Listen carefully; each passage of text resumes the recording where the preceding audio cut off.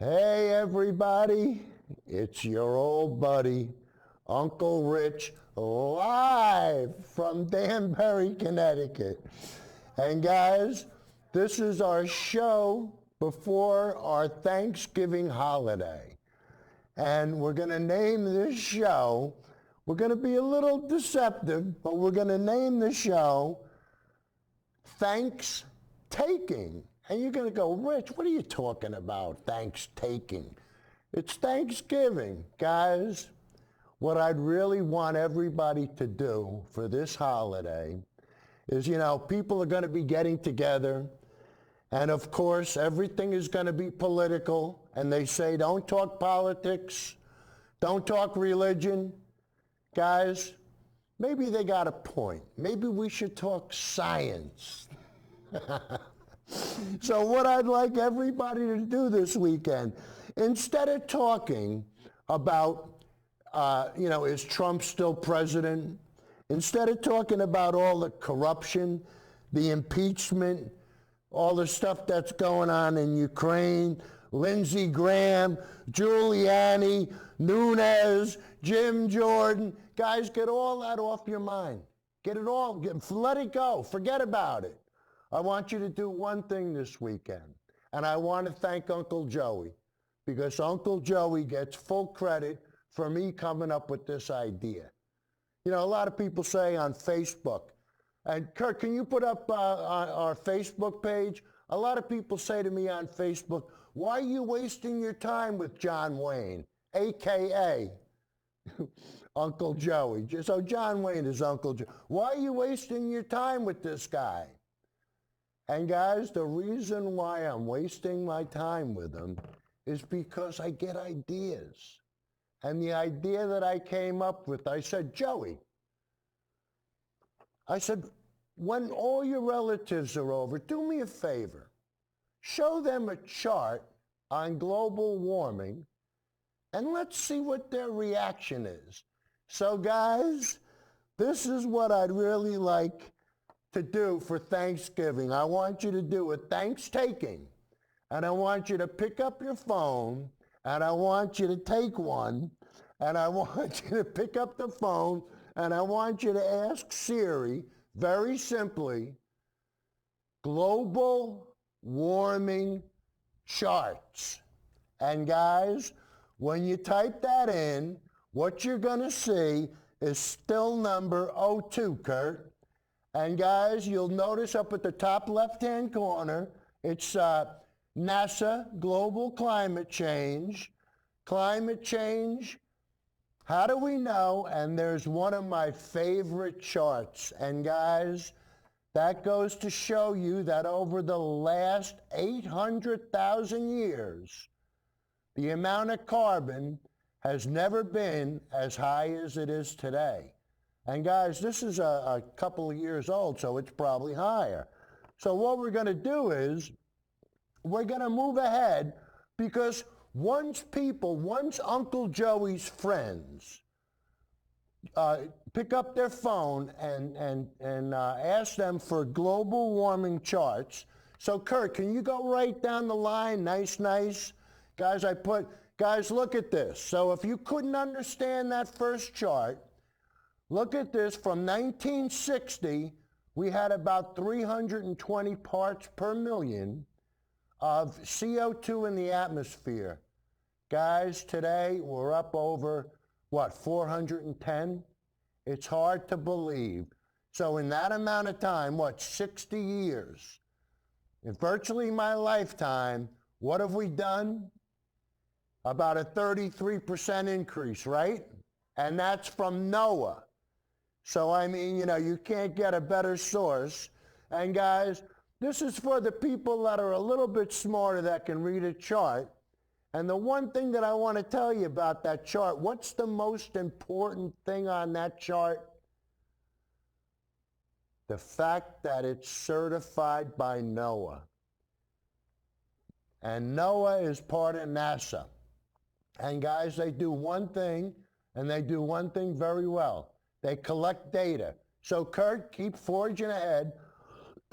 And if that last chart was a little tough for you, We can put it in a little different shape and form. But guys, there's one thing you're going to notice about all the charts and all the evidence that we bring up. Look at that. Now, guys, this is from HADCUT 4. HADCUT 4 is the National Weather Service from England. So I just wanted you to be aware of that. And Kurt, go to the next one. And guys, you'll notice that when you look at this, it has 3 different sources on it. It has the Japanese Meteorological Agency, it has NOAA, and it has HADCUT 4. And guys, do you notice one thing about the 3 different temperatures, the 3 different takers of temperature? You notice how they all virtually coincide? So all 3 major sources, and guys, you know, that's what makes up the globe. So Kurt, go to the globe one, and guys, you could see how dramatically the temperature has risen. But of course, see, you can't deny a chart. And that's why if you just talk about global warming, it's one thing. But when you show somebody a chart, now they're no longer ignorant. So Uncle Joey, do me a favor, tell all your relatives to type in what? Global warming charts. And guys, if this doesn't ring a bell, huh? Now look at that. Over 1,000 years. Look how the temperature has kind of stayed constant. And then what happened in the last 100 years? It shot up like a rocket. And that's known as the, oh, and guys, this is Al Gore did a little fun. So Kurt, go ahead. Let's play this clip because this will just reinforce it. Go ahead, play that Al Gore clip. Within less than 50 years, it'll be here. There's not a single fact or date or number that's been used to make this up that's in any controversy. The so-called skeptics look at this and they say, so? That seems perfectly okay.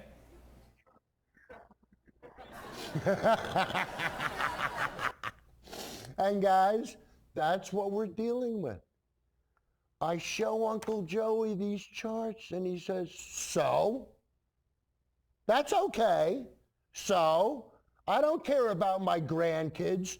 So? I don't care about nothing but the fossil fuel industry. So? So Joe, hopefully, your relatives will say, hey, Grandpa, please, stop with the nonsense. The charts are as plain as the nose on your face. Stop denying. Hey, you could still be a Republican. Joe, you're going to be a Republican until the day you die. Just be honest for a change. Be honest about one thing. Be honest about this. This is important because this affects everybody. So this Thanksgiving, when you're thanking, do a little taking and take 5. Take 2 minutes. Take a look. Open your eyes. When you open your eyes, you're going to see. And some of the stuff that you're going to see is not going to make you happy. But we're going to find out what the bottom line is. And what's the bottom line? Kurt, let's show everybody with number 12, please.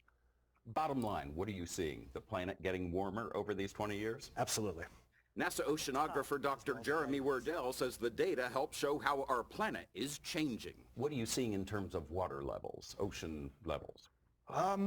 Generally speaking, ocean levels are rising. Now they rise slowly. It's like watching ice cubes melt in a glass of soda. Guys, you might want to try that. Get a tall glass, fill it up with water, put ice in it, and have the ice sticking up over the top of the cup. But make sure the ice is floating. And the ice can stick up, try to get the water as close to the top of the cup as you can, and put the ice in, and you can let the ice stick up over. And guys, you could bet the house that when the ice melts, the water will never flow over the cup. Why? because it's already, the weight of the ice has already been compensated in the water. So that's why we have differences with ice and with regular water. But first, we're going to show you, before we get to the icy stuff, we're going to show you that even on sunny days in Florida with absolutely no rain whatsoever, they have flooding. In beautiful 80-degree Florida, they have flooding. And why? We're going to show you. Kurt, the biggest concern is sea level rise. And guys, as we go on, well, we're going to show you. We're just going to prove it to you. And, you know, we've got to do something. And the Green New Deal starts to sound a lot better. But now we're going to show you about measuring ice. And guys, the ice is disappearing. But we'll let NASA tell you, not me. So Kurt, number 14, please. And also the There's a chart for Uncle Joey. NASA has been observing changes in the polar sea ice Uncle covers Joey, for more look than at the 40 trend years. line, babe. NASA studies the Arctic and Antarctic sea ice Look at covers the in several trend ways. line. NASA's And guys, that's what you have to do. You know, you can't take it in short little clips. Look at the trend. And you could see the trend is pretty soon we're not going to have any ice up in the Arctic. But, you know, this is, you know, one of the things that you have to deal with. Uncle Joey's got to deny it. Why? Just like he's going to have to deny. Guys, this ain't funny.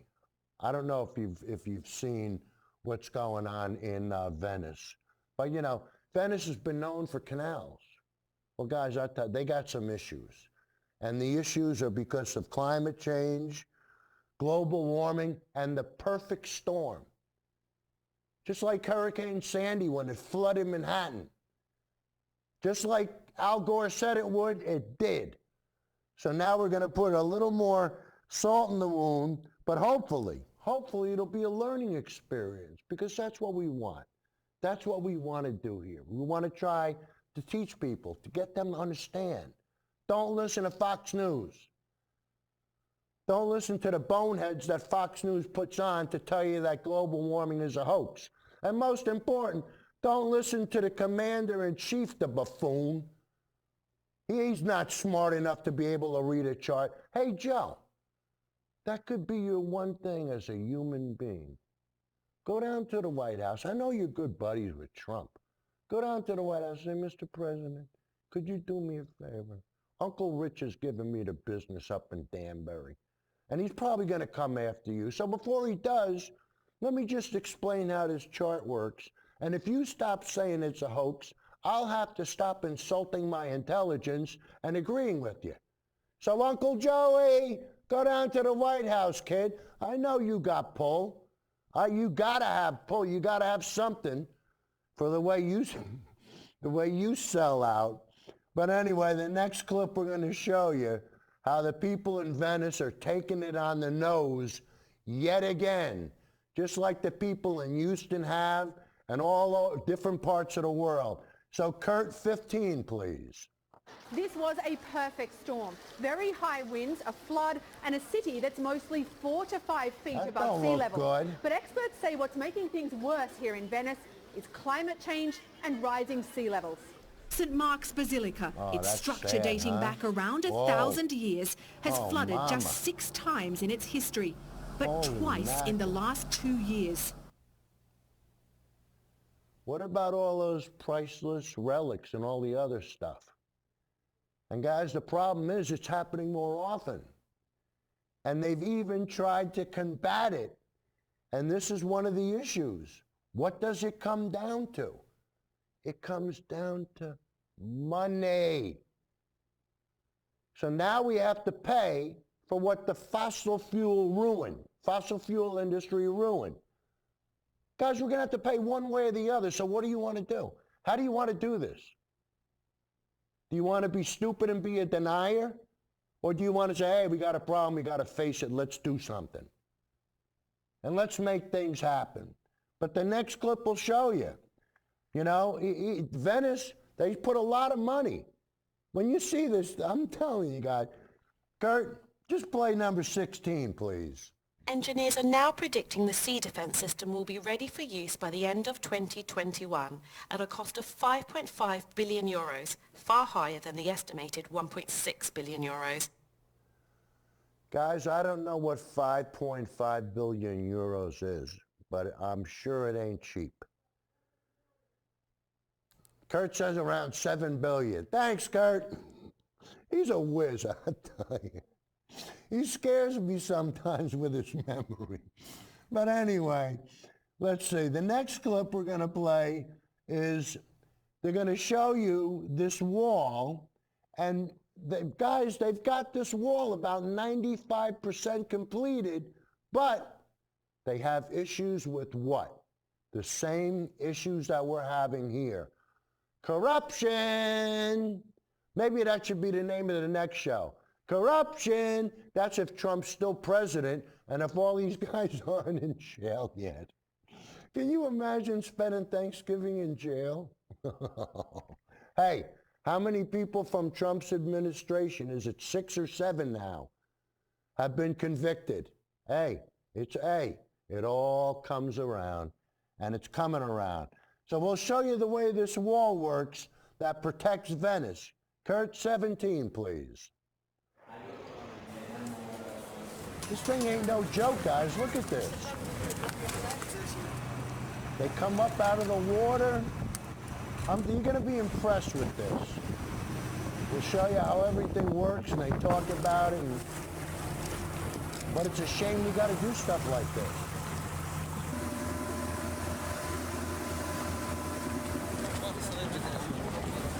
Look at all the money that had to be spent.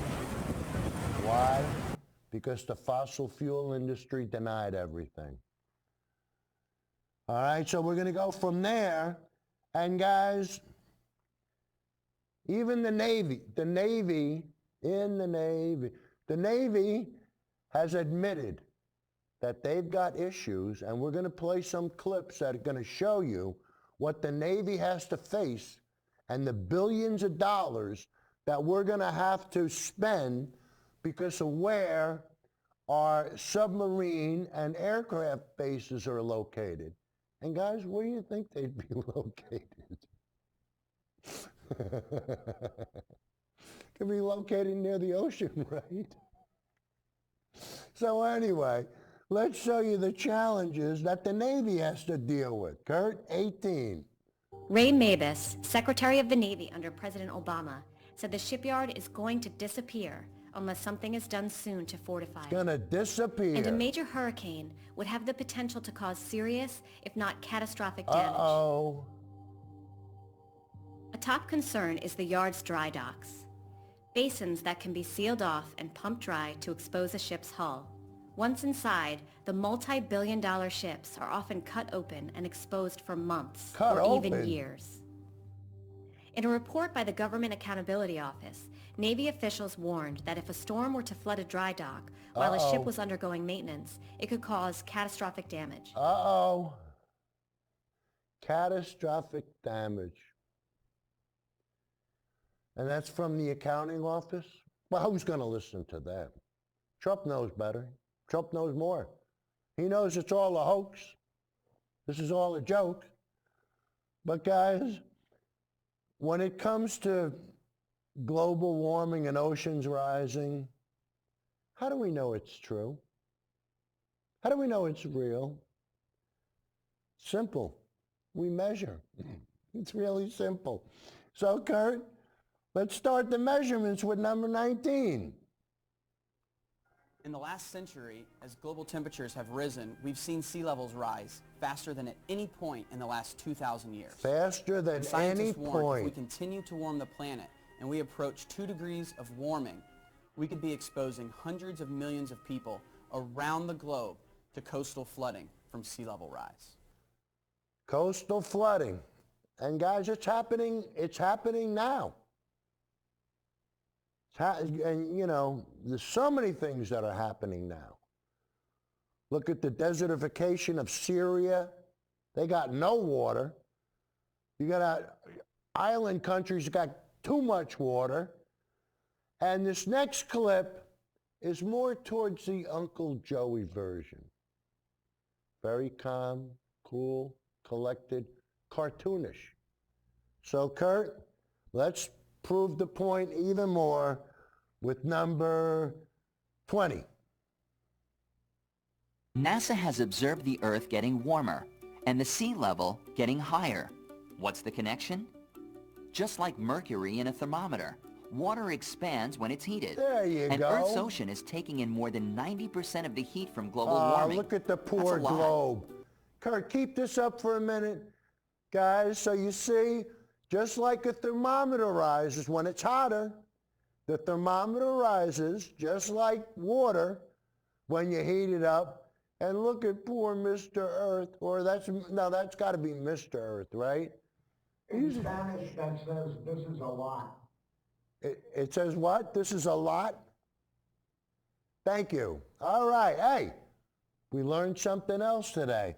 And guys, now we're going to learn the fun of playing the full clips. And we're going to start off with Al Gore. And when I first saw this, I thought this was a little corny. But I tell you, the point that he's raising, you can't argue with it. And guys, if we didn't have the scientific data to back it up, you could call him a fraud or a hoax, but you can prove it. He can prove everything he says. Why? Because we measure it. Thermometers don't lie. Satellites tell us the truth. It's that simple. The Republican Party will lie to you, but thermometers won't. All right, so let's start the fun with clip number 21, Kurt. Al Gore. Now, if you'll bear with me, I want to really emphasize this point. The crew here has tried to teach me how to use this contraption here, so if I don't Guys, kill I used this myself, scissor jack for a whole week. Man, my legs killed me. It's already right here. Look how far above the natural cycle this is, and we've done that. But ladies and gentlemen, in the next 50 years, really in less than 50 years, it's going to continue to go up.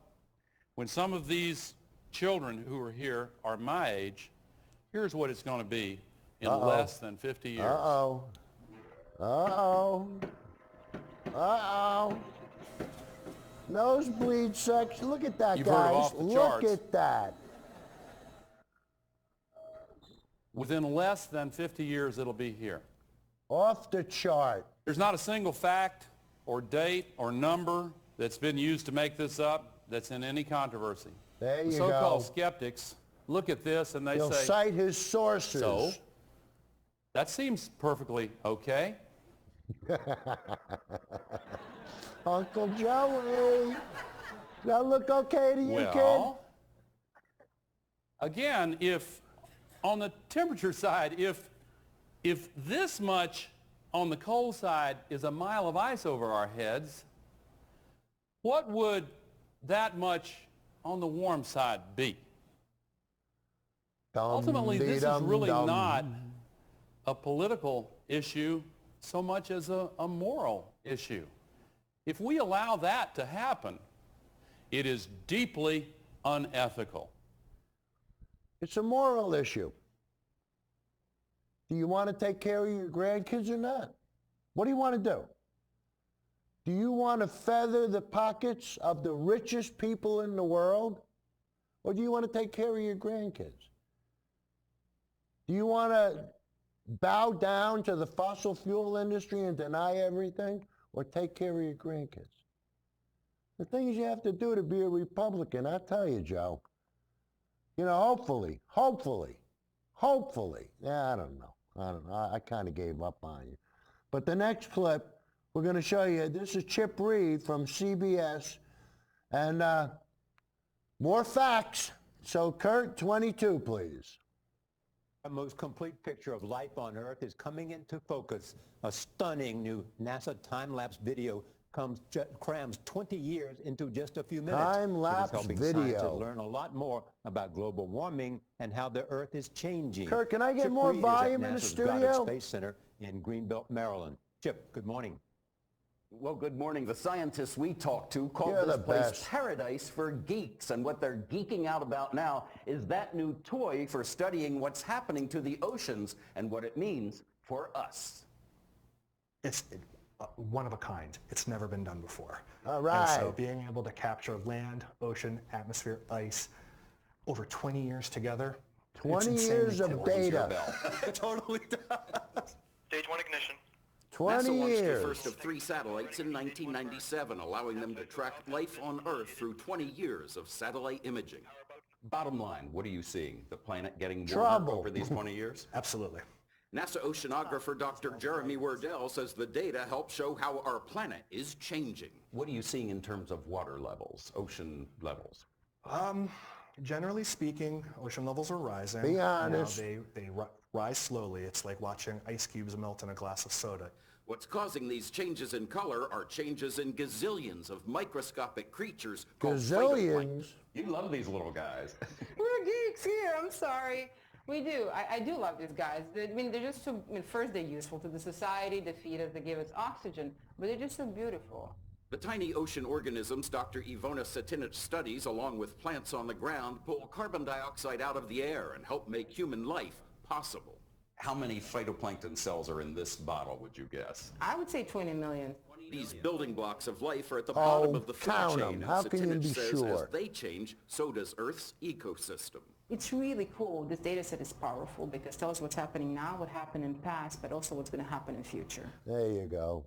Yes, it's complicated, but one way to think about all this is that scientists are keeping track of all these phytoplankton in the oceans so that they have kind of an early warning system on what's happening to the Earth as it heats up. And to help them do their jobs even better, they're sending up another satellite tomorrow. All right, Chip. It may be complicated, but you can certainly feel the enthusiasm from Dr. Jeremy and Dr. Alona. I like that. And you can see how the world is, the ecosystem is so connected. Yes, insanely cool. Chip could, but we have Professor Chip Reed Yeah, there, you know? I mean, that was excellent, Chip. Thank you. Professor Reed, you're looking good. Guys, the whole planet's connected. Once certain things start to happen, you know, you start to see the pine beetles are starting to move further north because it's warmer, and they're starting to destroy. Hey, it's all relative. Let me put it to you that way. What affects one affects the other, and you know, you got the plankton and all that little stuff. Hey guys, it even gets to the smallest microscopic levels. But we're going to show you that even on the sunny days, there's flooding in Florida, and we're going to understand why. And guys, we've done this before, where we've shown people actually fishing in the streets of Miami. And the guy caught a couple of nice ones. But anyway, we're going to have some fun with number 23. So Kurt, hit it. What about the future? That's what we're talking about. That's why we want people to pick up their phone. And all they got to do is ask Siri. You know, just say, Siri, show me global warming charts. And guys, you could find all the information you need to know. But we're going to continue on with part 2 of Sunny Days in Florida. And I'll tell you, Florida right now is raising the level of its streets in Miami 4 feet. Now, can you imagine living in Miami and you wake up, honey, what time is the house supposed to flood today? And guys, it's all because of king tides. And it was poor design. And now we got to pay the piper. You know, the fossil fuel industry didn't care. They knew we had problems, and they said, hey, the hell with it. And this is what we're faced with. So, Kurt, let's have part 2 with sunny day flooding. You know, what's right with Trump? Is there anything right with him? I mean, you know, how can you stand behind this guy? He's a clown. He's a buffoon. He doesn't know what the hell he's doing. And Uncle Joey's in lockstep. He's kissing his boots. Yep. Hey, anything he... One day I said, Joe, what is it with you? He's our man. He's our guy. He's your guy? This is what you want?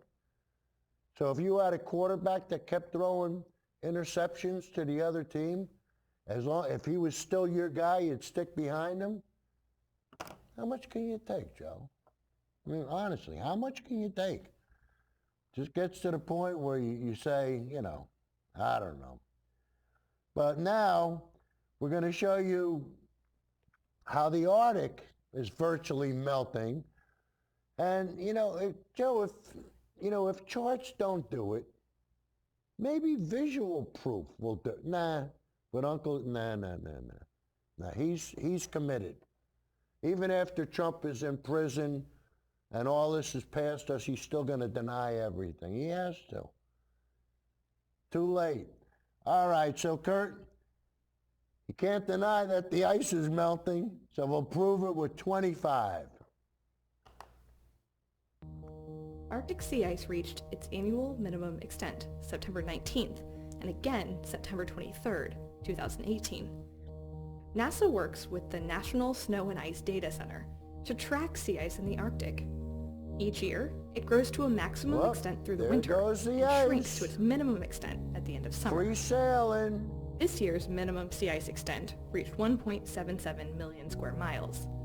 It's tied with 2008 and 2010 as the 6th lowest Arctic sea ice minimum since consistent satellite records began. Where did it go? We need every single data point to string together a really nice time series, and that helps us understand the interannual variability. Another chart for Uncle Joey. Trend. NASA has been observing changes in the polar sea ice covers for more than 40 years. NASA studies the Arctic and Antarctic sea ice covers in several ways. Up again. No, it went down. NASA's Operation Icebridge is an airborne mission. They'll fly every spring over the sea ice cover. And another way that we measure sea ice is using passive microwave. So this is an instrument that can see through clouds essentially and tells us where the ice is. In addition to the 40-year passive microwave record, a new NASA satellite called ISAT-2 will provide a new and important collection of sea ice observations. More data. ISAT-2 just launched, and what it's measuring is really exciting. So I was talking about before how passive microwave tells us where the sea ice is. What ISAT-2 is going to do is tell us how thick the ice cover is. So it's measuring the freeboard of the sea ice cover. This is the amount of the ice that floats above the sea level line, just like an ice cube in a glass of water. And we can use that to calculate how thick the underlying ice is. Thickness is an important measure of sea ice health, and studying it helps scientists understand how the Arctic is changing. We're seeing a decline in sea ice thickness and sea ice age, meaning that the ice is no longer perennial, but it's transitioning more to a seasonal type of ice, and also in its extent. There are two types of ice in the Arctic.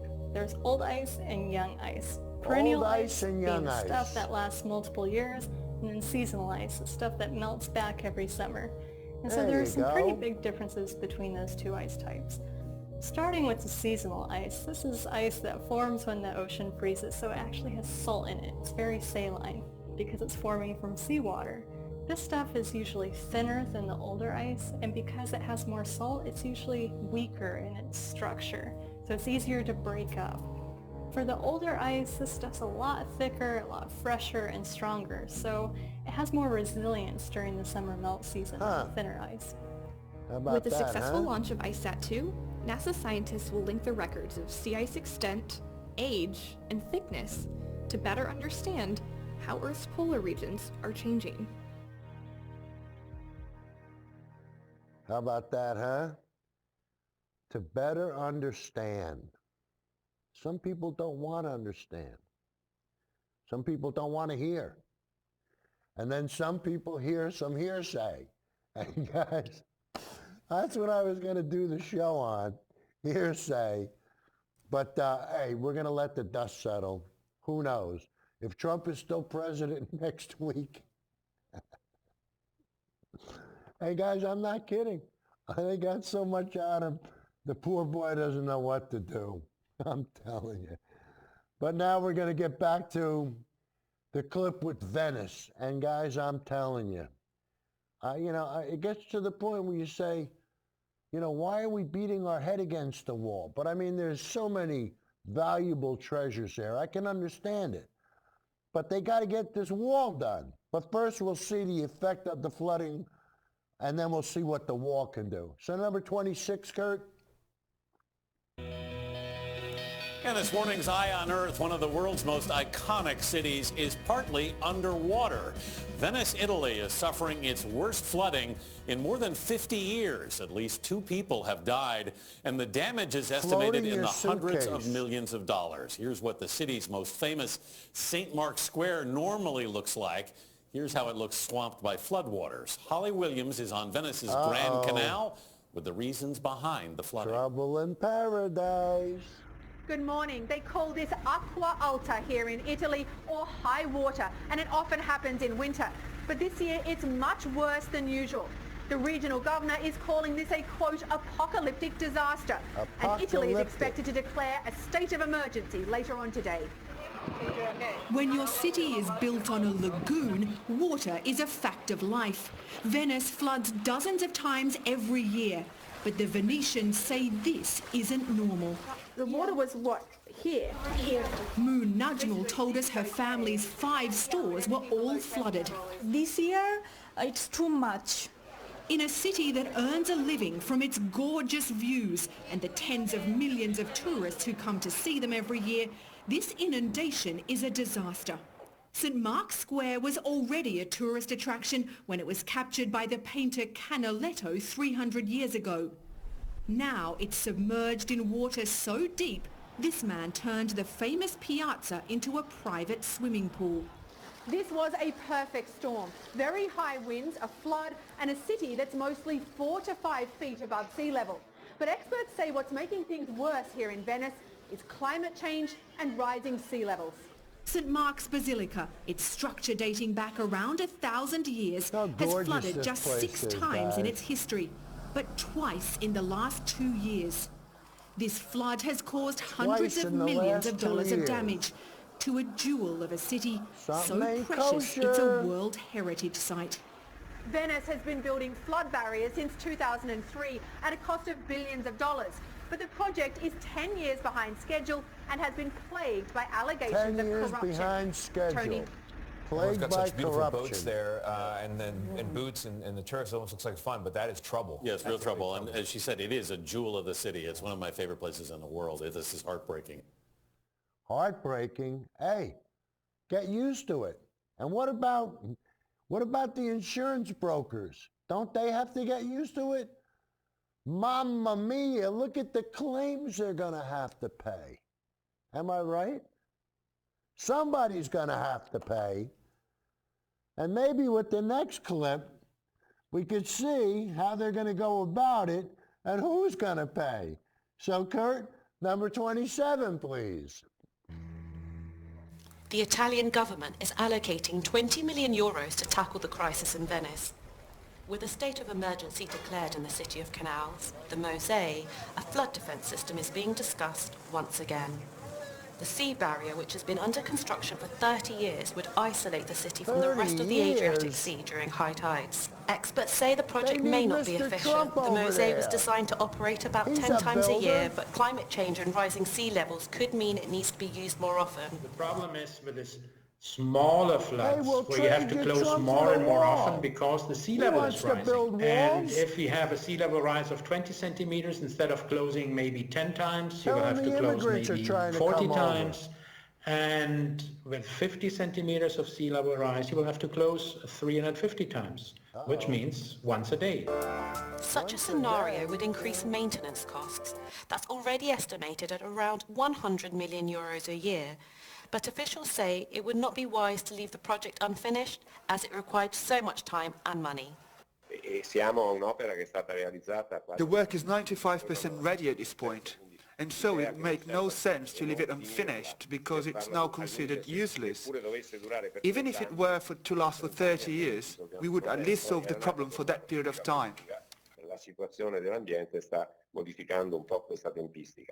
Engineers are now predicting the sea defence system will be ready for use by the end of 2021 at a cost of 5.5 billion euros, far higher than the estimated 1.6 billion euros. Part of the submerged infrastructure has already started to rust, so it's not yet clear if the Mosaic will ever be ready to keep Venice afloat.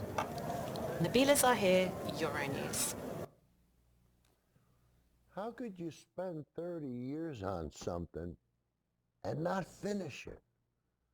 How is that possible? I mean, hey, corruption. Look at what we're dealing with over here. Look at what's going on. And I tell you guys, it's all going to come to fruition. Nobody gets out alive. And hopefully, the Navy will have some plans where if some of their aircraft carriers or submarines get inundated, they'll have a plan. So anyway, Kurt, let's see what the Navy's got up its sleeve with number 28. Rising seas. Hampton Roads, Virginia is home to the country's largest naval base and to Norfolk Naval Shipyard, a critical facility that maintains the military's fleet of nuclear-powered aircraft carriers and submarines. The region is also a hotspot of sea level rise and dangerous flooding. Seas are rising at twice the global average here because of climate change and sinking land. The area floods regularly, even on sunny days. The problem will only worsen as global warming accelerates. The shipyard is the only Navy facility on the East Coast that can fully service the nation's 11 aircraft carriers, and among only a handful that maintain submarines. So flooding here poses a particular risk to the Navy's ability to respond to threats. Over the past decade, it's flooded once a year on average, worsening the already poor condition of the 250-year-old facility. Ray Mavis, Secretary of the Navy under President Obama, said the shipyard is going to disappear unless something is done soon to fortify it. And a major hurricane would have the potential to cause serious, if not catastrophic damage. A top concern is the yard's dry docks, basins that can be sealed off and pumped dry to expose a ship's hull. Once inside, the multi-billion-dollar ships are often cut open and exposed for months or even years. In a report by the Government Accountability Office, Navy officials warned that if a storm were to flood a dry dock while a ship was undergoing maintenance, it could cause catastrophic damage. It's essentially like sinking the ship, a GAO official said. Damage to a ship raises the prospect of damage to the nuclear reactor that powers it. Experts say a nuclear accident is extremely unlikely, but any concerns within the military, if they exist, would be classified. Chronic flooding is already damaging the shipyard's buildings and equipment. The Navy says it's taken steps to protect the ships themselves. It's built temporary flood walls around the dry docks. Workers also can seal up the ships as storms approach. But the measures aren't enough to overcome the long-term threat. The Navy has designed a permanent flood wall to protect the most vulnerable dry docks, but it hasn't received funding yet. Even if the docks stay dry, the rest of the facility and the surrounding region, which supplies electricity and communications to the shipyard, will remain vulnerable. Wow. Guys, I want to tell you, my brother-in-law served on the USS JFK, an aircraft carrier. And we went down to meet him when he came in. And it was something. To see that thing come, it's massive. It's unbelievable. And I'll never forget all the seagulls following it. I guess it's churning up all the fish. But the other thing, not only do they have to take care of the boats, but all the parking lots are underwater. So they got to raise up all the parking lots. And on the aircraft carrier, there was over 3,000 guys on it.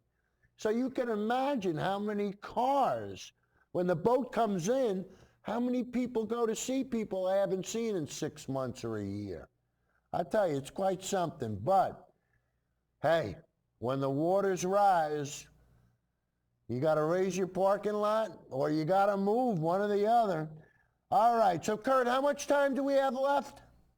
4 minutes. 4 minutes. We could probably get the last 2 in. All right, let's go with 30 first, because I think that's a little bit better. Uncle Joey will understand it, and then we'll end with 29, okay? Hit it.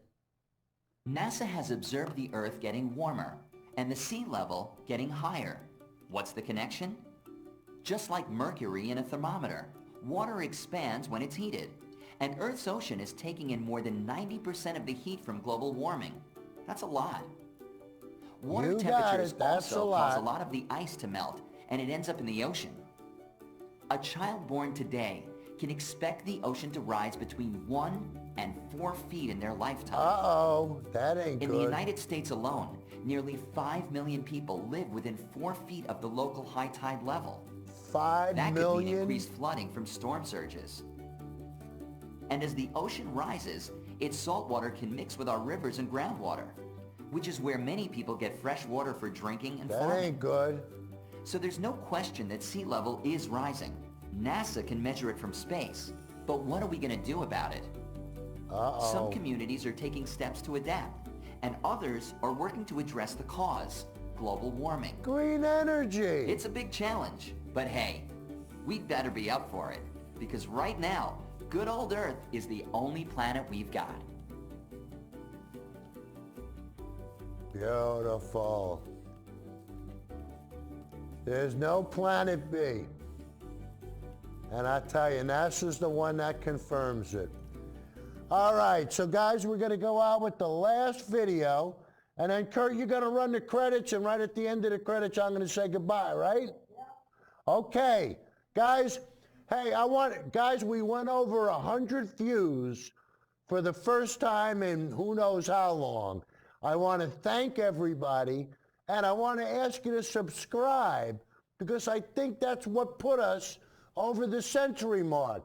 But guys, I tell you, I'm really enjoying doing the show. And if you got something you want me to talk about, or if you'd like to come down, we're in Danbury, Connecticut, I'd be happy to have certain people as a guest. All right, Kurt, so let's play the last clip, and then we'll roll the credits, and we'll say goodbye to everybody. Oh, and have a happy Thanksgiving, everybody. And don't forget, this Thanksgiving, we want you to do some thanks-taking, and take your phone and let people type it. Just ask Siri, global warming charts. And guys, Siri won't lie to you like the Republican Party does. So, Kurt, run the last one. Everybody, happy Thanksgiving. Uncle Joey, I love you. Thank you. Sea level is generally referred to as the point where the ocean meets the land. Many of Earth's most important cities, and thus hundreds of millions of people, live within just a few feet of that point. We're talking sea levels on a globally average scale, where changes of just a couple of inches take hundreds, if not thousands of years to occur. But if those couple of inches turn into a couple of feet, and that change happens in our lifetime, we could be talking about drastic changes to coastlines all over the Earth. Sea levels change primarily because of two main factors. The primary reason is something called thermal expansion, which is simply that water expands as it warms up.